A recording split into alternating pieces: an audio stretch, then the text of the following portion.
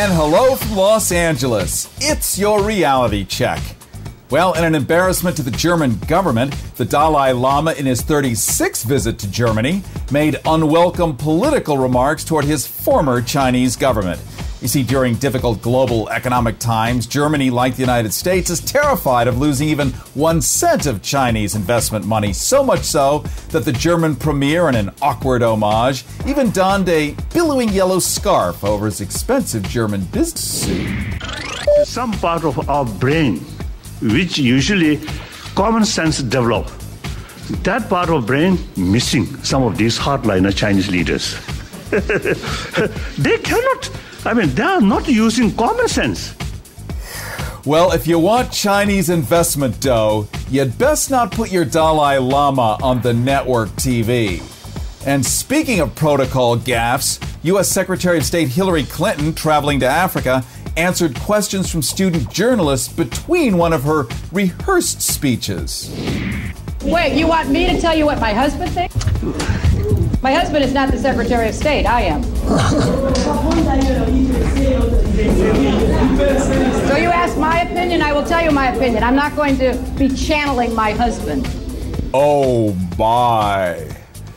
Well, U.S. Congressman Dennis Kucinich is asking much-needed questions about why bailed-out banks are not lending the taxpayers' money back to the taxpayers. Turns out the Fed, which is not part of the federal government, but nonetheless has full access to the Treasury, is paying banks interest payments to not lend back the billions in bailout cash. The Fed is paying banks higher interest rates now to keep their funds parked at the Fed instead of loaning the money to the American people. Is that not true? Yes, and the reason I opened up the book is that on page 142 of our chart, of our report, we actually have a chart that depicts exactly what you're saying. Oops.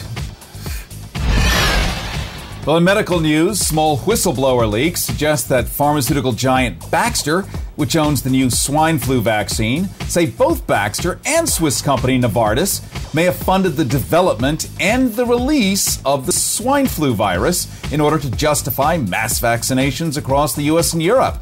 Now, what makes this swine flu strain so controversial is it contains 5 components that would never naturally find each other in nature. Carried on the BBC, but not in America, the National Institutes of Health plan to inject 150 million Americans with the still untested vaccine. Right up at the very top of the list, as you mentioned, are pregnant women. But right beneath them are what we call the household contacts or caregivers of infants. Vaccinating the babysitter, but not grandma, will be a first since it's always the vulnerable elderly who are first advised to get vaccinations. I've fallen and I can't get up. I need help. But the official CNN broadcast says weakened old people are declared immune to swine flu, unlike strong, healthy people. Unlike the regular flu shot, Americans over the age of 65 aren't on the priority list because they're believed to have built up immunities that will protect them against the H1N1 virus strain. Meanwhile, CNN is now making it official, saying the Pentagon is planning deployment of military troops to assist in nationwide swine flu vaccinations by militarizing public health.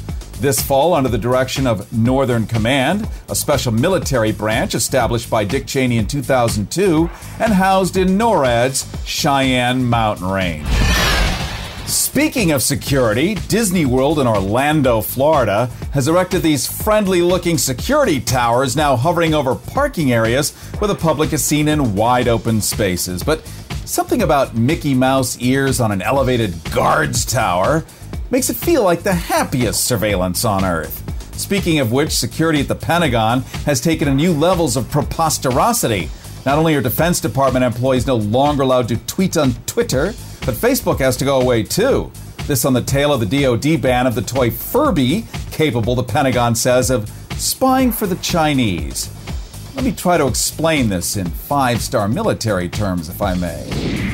The toy Furby, which can repeat a child's simple words, is being banned from agents and offices at the National Security Administration in Washington. The NSA says the doll is actually a high-tech spy device. Furby has long operated with real artificial intelligence, and we're just not sure what's going on in Washington with regard to theirs. Well, there's your reality check. You can visit us anytime at GoHarrison.com and on Facebook and Twitter, keyword GoHarrison.